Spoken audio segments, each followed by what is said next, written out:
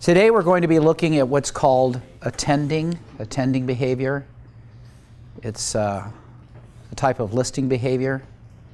It's a way of letting the other person know that you are present and there for them, that they're really being heard. And it's a way of doing it without saying a thing, without speaking a word, because we do it all non-verbally. And so where we're headed today is to end up talking about, time permitting, have some experience with attending. But what we're going to do is actually begin with the skill, the active listening skill. And that's where we're headed next week and the following week. Next week we're talking about empathy.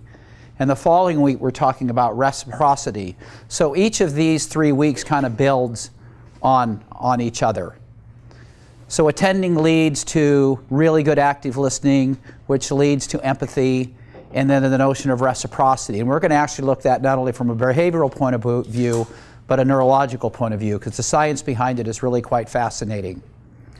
So today then we're going to kind of start off with active listening and then transition in to attending. And this is a day full of wonderful videos. And this session, like all the other sessions, are recorded, and you can access them by going to Ferris YouTube. And so everything we're doing in the Lunch and Learn series is recorded, and what we did last spring is recorded too. And Wes did all of those, and he's doing all of those. Also, there's an interesting video on there by Dave Damari, the Dean of the College of Optometry. Last year, Dave was very much involved in what we're doing here and in the MBSR course. And we had some good discussions, and he's a real expert in the area of perception and vision and that kind of thing. And there's really an interesting piece that Wes and I did with him where I interviewed and Wes did the video where he talks about perception and the relation to mindfulness. So that's on there too. So there's some interesting stuff on the page. So why don't we go ahead and take that quiet time now. Thank you all for being here. If you would, make sure your cell phones and other electronic devices are disarmed. And for the moment, putting aside our food and taking just a few minutes to settle in and to focus.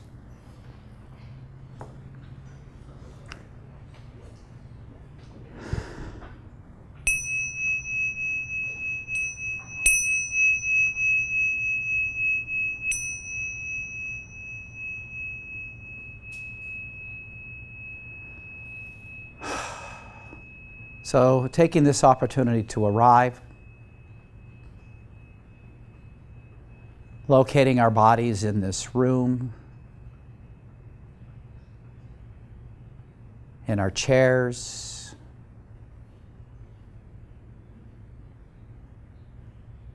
noticing sounds, the sensation of sound.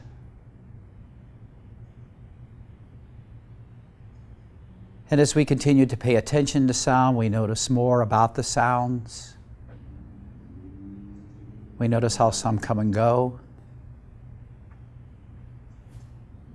how they change. Some louder, some softer.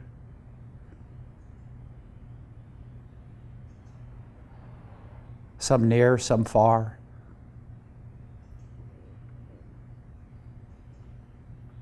We may even notice sounds coming from our own body. The sensation of sound. We may hear our breath. Some people can even hear their heart beating or their blood flowing. But simply paying attention to whatever sound is there for us.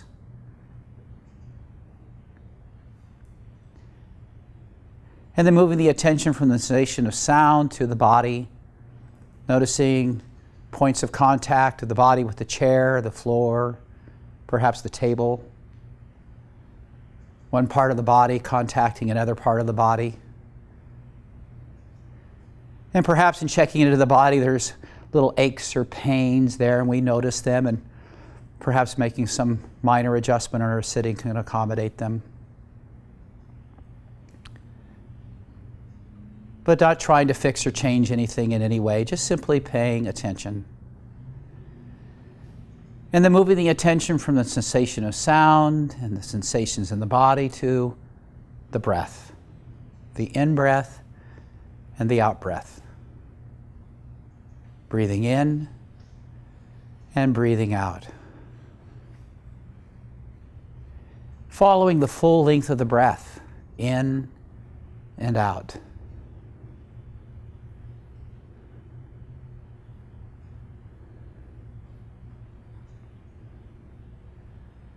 And of course, by now the mind has probably wondered.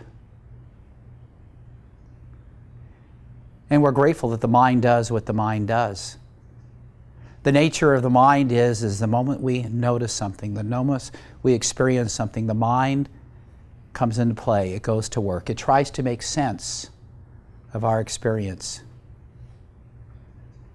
So we're grateful for what the mind does, but in this time, in this place, and in this moment, we choose to pay attention to the breath.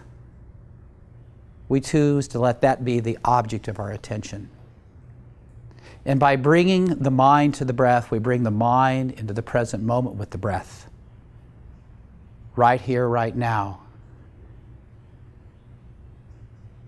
One breath at a time, one moment at a time. So paying attention to the breath. And if we think or we experience something else, we notice that, we take note of it. But we continue to choose to pay attention to the breath.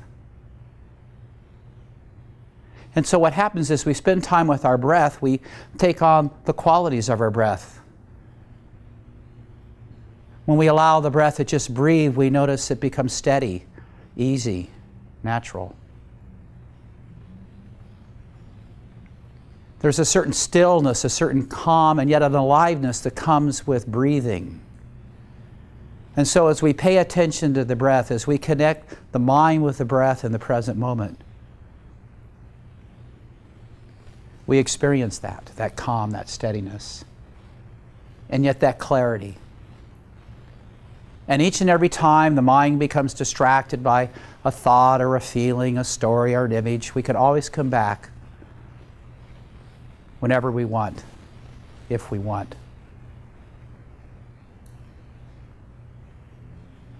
The in-breath and the out-breath. The felt experience of the breath, in and out.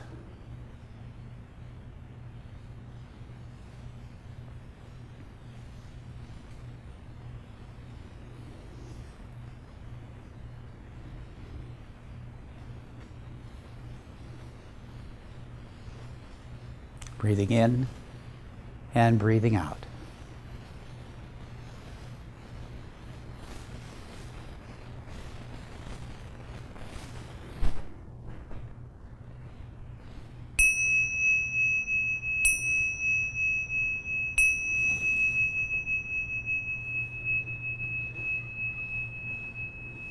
Now this first video is a little blurry. Well, it's very blurry.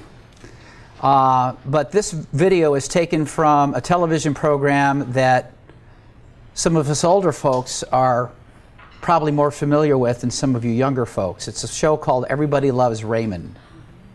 And it's probably still out there in reruns.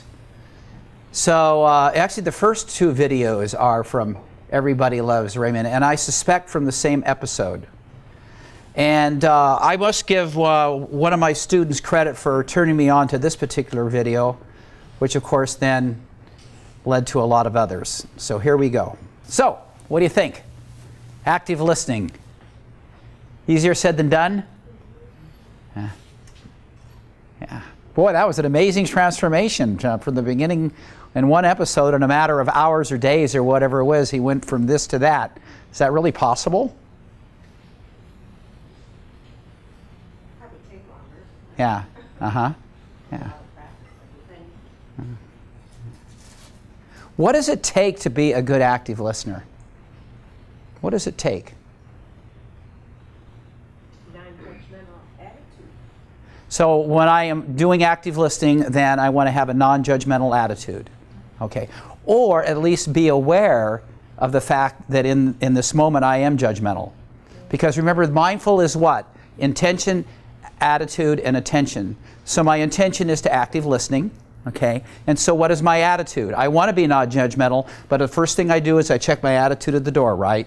Oh, well, yeah, maybe so. Okay, I'm watching for that. So I choose to be non-judgmental. So yes, non-judgmental. What else makes for good active listening? Patience. Patience. Oh, that can be so hard. Yeah.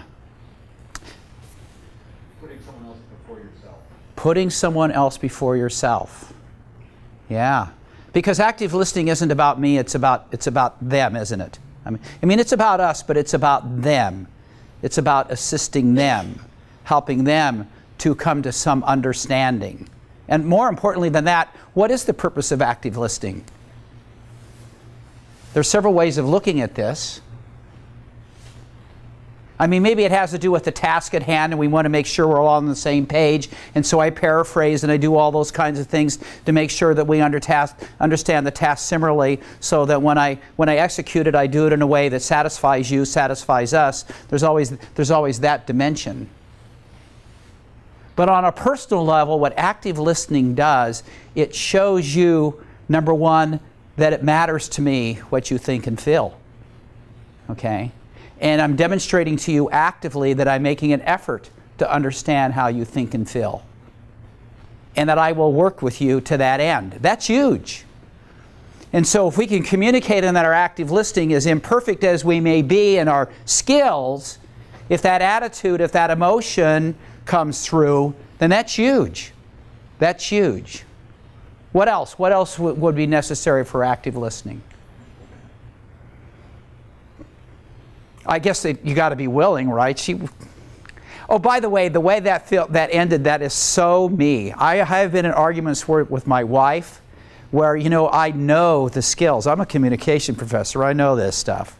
I know how to say and do the right thing. But what's the attitude I'm bringing to the game? What's the underlying motive? You see, that's the issue. We can have the right script, say the right words, but have the wrong attitude and motive, the wrong intention behind it. Intention, attitude, motive is everything. 80% of all meaning and communication comes about through the nonverbal. The nonverbal. What we do with our bodies, what we do with our voice. That stuff comes through. So the words may be going this, but the rest of us is saying this. And people receive this, not this. And so when I lay that crap on my wife, she sees it for what it is. And she calls me on it. Sometimes she buys into it, but usually she calls me on it. All right? So that attitude, that intention behind it is huge. That's why it's so important to check the attitude at the door. I remember many years ago, my wife and I were going through couples therapy, and things were really, really strained. And I did not want to listen. What I wanted to do was to get her to understand how I was. I wanted her to understand how hurt I was and how what she had done to me and how she needed to change. Okay, that's all I really, really wanted. I was so lost in my emotion. But I had to have the patience to listen to her. And when I did, that active listening, things begin to change with that. Sometimes it's hard work, isn't it? It's really hard work. Well, as a prelude to active listening, we first of all have to be present to ourselves. We really do.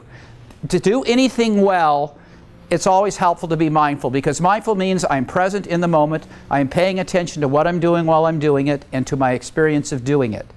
In the process of doing it, I'm aware of my attitudes and feelings, and I choose the one I want to go with. Okay? So we need to be present to ourselves. And then once we do that, we can attend.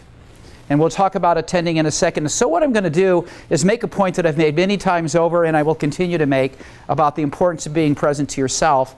I have a video. It's an interview of Oprah Winfrey with Tolle. It's Toelle. And he wrote an incredible book called The Power of Now. The Power of Now. And so I want to give you a bit of that interview. So we've talked about here the quality of being mindful, being present to my experience of what I'm doing while I'm doing it. What I then, as I notice thoughts, I notice feeling, I notice sensations in my body as they arise. And it's all within this big container of experience. And so the idea that Tolle is talking about is, and the one line that really captured me this time that I'd missed before, was that my true self, my identity is the viewing of being attending to in this moment. This moment, the viewer, me, the one that's doing you, that's my authentic self. And so I hope this isn't too much, but the idea is that I'm not my thoughts. I have thoughts. Okay, thoughts. I experience thoughts. Thoughts influence me. But as the viewer, I can choose my thoughts, which ones I want to nurture, and which ones I want to let die. Which ones I can choose to amplify the positive with positive thinking. So what he's really talking about is having this kind of this awareness around our thoughts and our awareness around our sensations, rather than being swept away by them. Do you think he was clear on that? Kinda? Okay. Well, the purpose of this video is that as I get ready to listen to you, I must first be present to myself. I don't want to be caught up in my thoughts. I don't want to be caught up on my feelings. Okay? I want to be aware of them. I want to acknowledge them. I can experience their influence on me without being lost in them. That's what it is to be mindful. And so what we're going to have you do is attending behavior. And what's going to happen is we're going to take turns doing this. You will find a partner, a person you work with, and what you'll do is you'll pick something out in a relationship of yours that is problematic but not huge, okay? Something where there's some thought and feeling. Maybe there's a reoccurring problem with the kid. He just won't clean his shoes before he comes in, okay? Or maybe that's that teenage son, or it wouldn't be a daughter, I don't think, the son who just big pile of clothes, okay? That kind of thing. And so I want you to think about that for a minute, and then what's going to happen is I'm going to take turns talking and attending. Now, attending behavior means that you're not going to use any words at all. None. So that means you don't have to think. What do we do so often when we're talking to someone? We got all this stuff going on in our head. We're analyzing, evaluating, getting ready for our next response. We're doing all kinds of stuff that really doesn't really encourage good listening. Really being present to someone. To be mindful is to not make that stuff go away, because that stuff's going to happen. To be mindful is to say, there it is, but I'm going to continue to pay attention to that. There it is, but I continue to pay attention to that, rather than we get more here than there. And that's what often happens when we're listening. We're comparing, we're analyzing, preparing our next response, shifting the conversation to ourselves. And it's not about them, it's all about us. We're in our heads. So what we're trying to do is get some kind of change the balance so that there's more of them and less of us. So you are freed from the responsibility of having to say anything. All you have to do is be there for the other person. And what's really interesting, and the science shows this, that if I am present to myself and present to another person, that there is a deep connection that can occur that just words can never capture. And that may or may not happen. Okay, so this is what we're going to do. Find a partner. Okay. And if it doesn't even up or we have two, we can have a third. So before we even start, have that situation in your mind. Okay? Something that you can talk about for a minute, 2 minutes, and I will time that. And do each of you have a partner? Everybody have a partner? Got a funny look in your face. What's that mean? Do you have a partner? Okay. Okay, get on down there then. Okay. Have you got something to talk about? Okay, don't talk yet. Don't talk yet. Wait. Okay. Now we're going to decide who goes first, but don't start. Don't start. Very important that you don't start yet. If you have, please stop. Okay. Now, we're going into a new situation. Moving from one situation to a next. Okay? And so this is an opportunity then to be mindful from the very start. So even before I start this conversation, I want to become present. I want to become present to myself. And so if I were to do this, if I were going to talk to my wife, I might take a few deep breaths. I sigh a lot. Sighing really works for me. That really helps. I probably sigh just kind of naturally. It's become a habit. Okay, but become mindful. So what we're going to do before we even start this is we're going to take a brief period of silence. And then the person who's going to talk and the other person will just attend. You will say nothing. You will bite your lip. Okay? You're just going to listen. And if there's any kind of communication, whether it's intentional or unintentional, it will be nonverbal only. Now, nonverbal does include sounds. The sounds of the voice are called paralanguage. And it's interesting, research has been done on the different kinds of nonverbals, and people can tell people's emotion more accurately from their voice than any other nonverbal. The voice is very, very revealing. So we might communicate that way, we might not, but only nonverbal, no words. All right? Okay.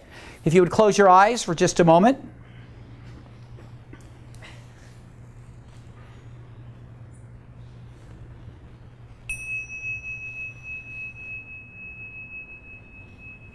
Coming to the breath. Just allowing the breath to breathe.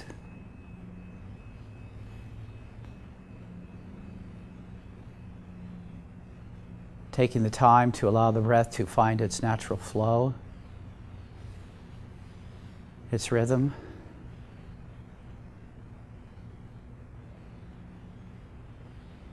Checking in with the body.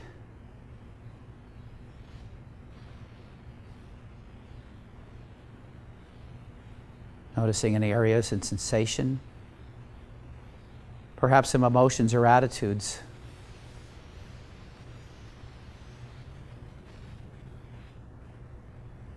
Then coming back to the breath. And then opening the eyes, please. So, share your experience with your partner, please. Okay, we're going to stop there. Now, this one group over here, this one dyad, they were done and they asked what do we do next?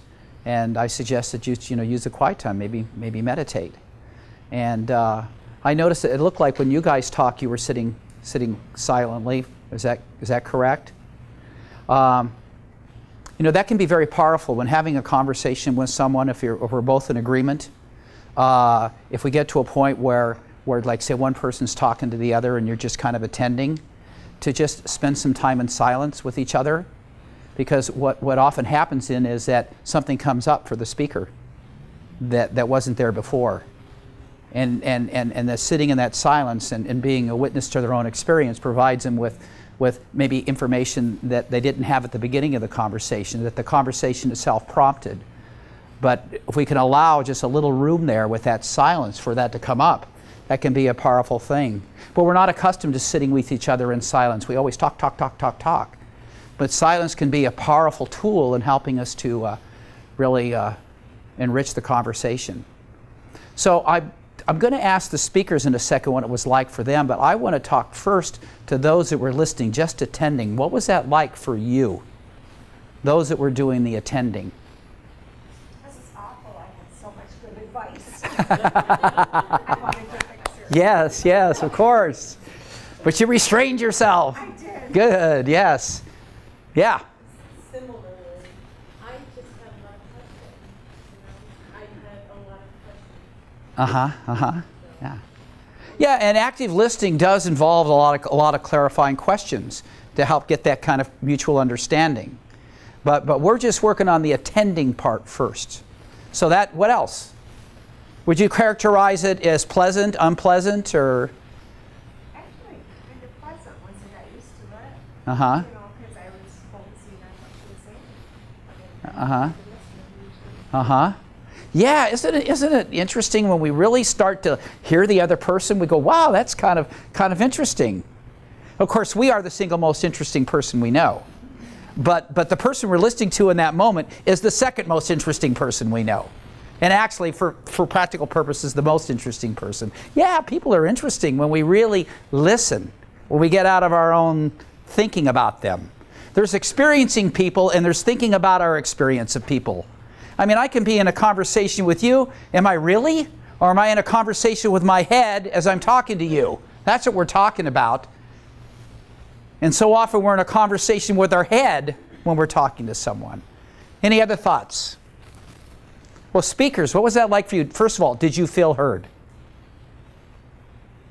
Did you feel heard? I found I wanted her. I wanted advice. I wanted help. Uh-huh. with my problem. Uh-huh. Yeah. And that's not surprising. They've actually done studies on this, and the U.S. is without doubt the most advice-oriented culture in the world. And there's a lot of different explanations for that, you know. So that's not a surprise. And there's a time and place for advice. Yeah.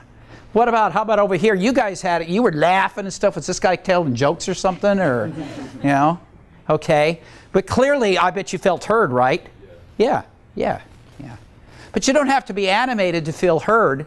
I saw some of you that weren't animated, and I bet there was a lot of really feeling like you were getting heard. How about some of you guys? Who was the speaker over here? Did you feel heard? What was going on, either in you or what was coming from her that made you feel heard? Does she like make eye contact with you? Eye contact? Nodding her head? Okay, yeah, yeah. Yeah, and we can do that stuff personally, but if we're really present to the other person, it comes naturally. It doesn't have to be contrived.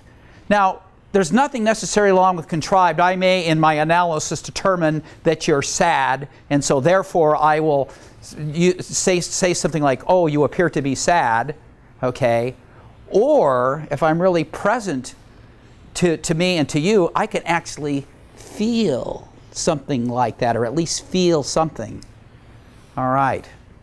Okay, you want to reverse roles? Okay. Up, but let's start with some silence again. Do it on your own. Just take a few seconds. Allow your breath to find its rhythm. And you'll just naturally calm and focus with that.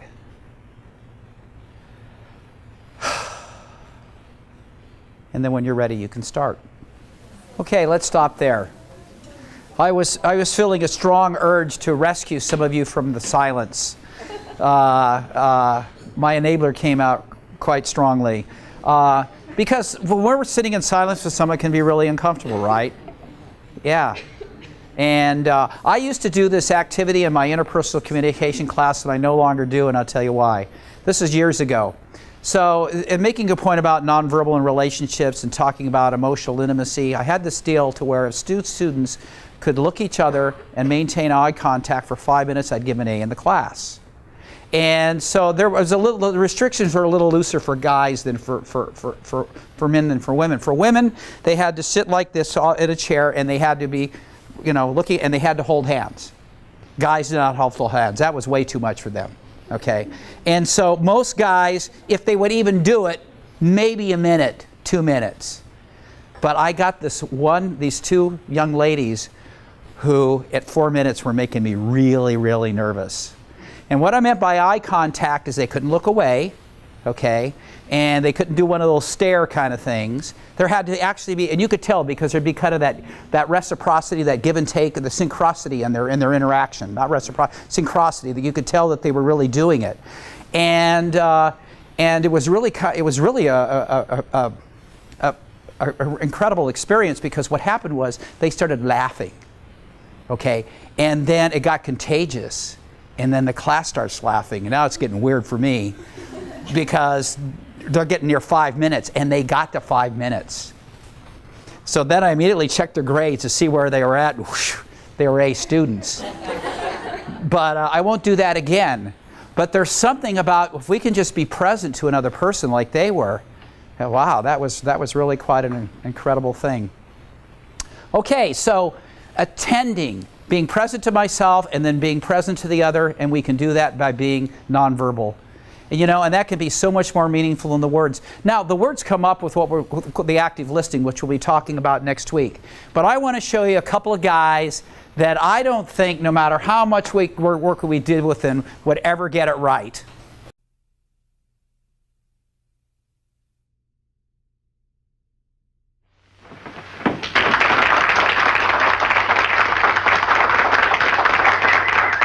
friends, I told you that my partner would be here, and here he is.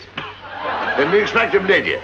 Now, he always shapes up. Now, why not let the folks themselves ask for something that they like to hear? All right, what would they like to hear? I'll do Something it. different. Now, Okay. is there anything special that you would like to hear us do? Baseball. Oh, no, wait a minute, friends. You don't want to hear that, do you? Yeah, we got the props for you here. Oh, you came prepared, didn't you? All set, huh? Well, this is a must. I guess it's a must. We've got to do it. Well, I'll tell you what we'll do. Let me see. It looks all right. Okay, Now, okay. we'll pretend. All right, I'll take it easy with that. We'll just pretend that we're organizing a baseball team here at the retired actor's home. And I am the manager. Now, You're going to be the manager of the retired actors baseball team? yes. I would like to join the retired actors baseball team. Oh, you would? And I would like to know some of the guys' names on the team, so if I want to play with them, I'll know them, and I meet them on the street or in the home here, I can say hello to them. Oh, sure. But you know they give baseball players nowadays very peculiar names. I know, a lot of funny names. You know, like Stinky Nicknames. Fields, Sticky Field. Goofy Dan, Boopy Bobber, Booby Bobber. I know all those.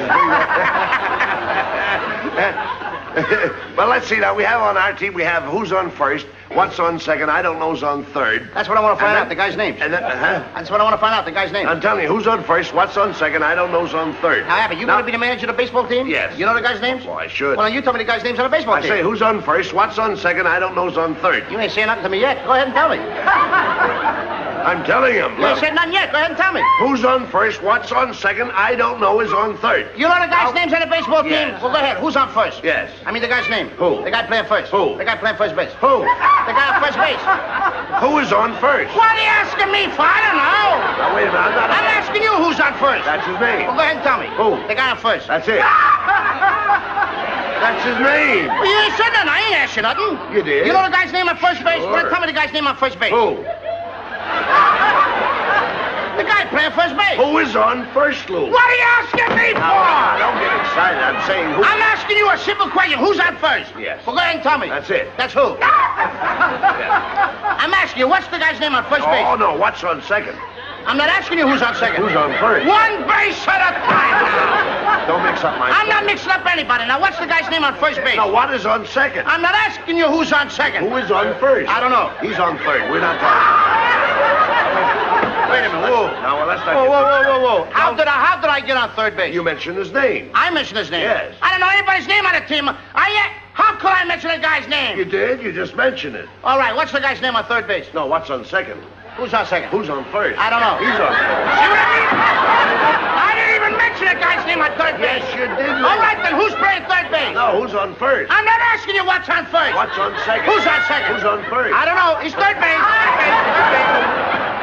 I don't know anybody on a baseball team. You do. You mention their names. I do? Sure. You got an outfield? Well, naturally. The left fielder's name. Why? I just thought I'd ask you. I just thought I'd ask you. Well, I just thought I'd tell you. Well, go ahead. Tell me. Tell you what. The left fielder's name. Why? Because I want to know. Because. Oh, he's center field. You know these players as well as Who's I. in center field? No, who's on first? What's on first? What's on second? I don't know. Third base. Do you know the guys' names on the team? Look, Louis, you don't seem to understand. See, I have a first baseman. I know you got a first. He gets his- I asked you he what's gets his- the yeah, first. I asked you what's the first baseman's name. No, what's the second baseman? I'm going to stop asking you. So I asked you what's the first baseman's name. What's the second baseman? I don't even get past the. All right, who's on second? Who's on first? What base do you want to talk about? You talk about anyone you want to talk about. All right, now who's on first? Right. Okay. No. All right, you got a first baseman. When you pay off the first baseman every month, who gets the money? Every dollar of it. Every dollar of it. Who gets it? He does. Sometimes his wife comes down and collects it. Whose wife? Yes. Why not, Lou? He's earned it. Who did? Yes. Look, when you pay off the first baseman every month, you get a receipt from the guy? Sure. How does he sign his name? Who? The guy you give the money to. Who? The guy you give the money to. Well, that's how he signs it. That's Lou. how who signs it? Yes. Well, go ahead, tell me. That's it. Who? Look, you go to first base, Yes. and you say to him, here's your money, sign the receipt. How does he sign his name? Who? The guy you give the money to. That's how he signs it. That's how who signs it? Yes. Sure. You gotta get a receipt from the guy, don't you? Get one, Lou. How does his name. Who? The guy at first. how he signs. I'm asking, when you give the guy the money, what's the guy's name that you give the money to? Now, wait a minute. What signs his own? Who signs his own? No, who signs his? I mean, what's the guy's name on first you give the... What is on second? I'm not asking you who's on second. Who's on first? I don't know. Third base. Left fielder's name, the center field. I don't know if you got a pitcher on the team. Well, this will be a fine team without a pitcher. It's a fine team. The pitcher's name. Tomorrow. You don't want to tell me the day? I can't change that name. You don't want to tell me the day? I'm telling you. Go ahead. Tell me the pitcher's name. Tomorrow. Why not tell me today? I ain't going to wait tomorrow. Then tell me the pitcher's name. Tomorrow. All right. What time tomorrow you tell me the pitcher's name? What time what? What time tomorrow you going to tell me who's pitching? Who is not pitching? I'll break you right, you say who's on first. I want to know what's the pitcher's name. What's on second? I don't know. Third base. Third base. Third base. You got a catcher? Certainly you've got a catcher on a baseball team. Catcher's name. Today. Today. Tomorrow's pitching. Today's catcher. Now you've got it. Now I got it. We got a couple of days on the team, that's I all. can't help that, Lou. I don't You know, think- I'm a pretty good catcher myself. And so they tell me. Yeah, now I get behind the plate and I'm going to do some fancy catching, and tomorrow's pitching on my team, right? Yeah. Now tomorrow he winds up the ball and I'm behind the plate and the heavy hitter gets up. Yeah. Now the heavy hitter gets up and he's ready to hit the ball, and tomorrow's going to throw the ball. I'm the catcher. Now when tomorrow throws the ball, the guy up bunts the ball. Now when he bunts the ball, me being a good catcher, I want to throw the guy out of first base, so I pick up the ball and throw it to who? Now that's the first thing you've said right. I don't even know what I'm talking about. Well, that's all you have to do. Is to throw the ball to first base. Yeah. Now who's got it? Naturally. Sure. Look, the guy is running to first base, but I want to throw the guy out. So I throw the ball to who? Naturally. Throw it to who? Naturally. And who's got it? Naturally. Huh. So I pick up the ball and I throw it to Natural. No. You throw the ball to first base, then who gets it?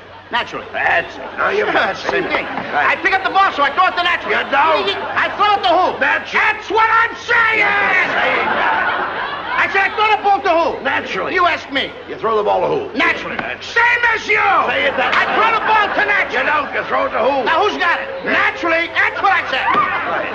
Whoever it is better get it. That's He'll all I get can it. Don't tell you. worry about who. Who'll get it? Yes. He better get it. All right. Now, I throw the ball to whoever it is, drops the ball, so the guy runs a second. Who picks up the ball and throws the what? What throws the I don't know, throws it back to tomorrow. Triple play. Could be. Another guy gets up and it's a long fly ball to because. Why? I don't know. He's on third, and I don't give a darn. I said, I don't give a darn. Oh, that's our shortstop. I mean,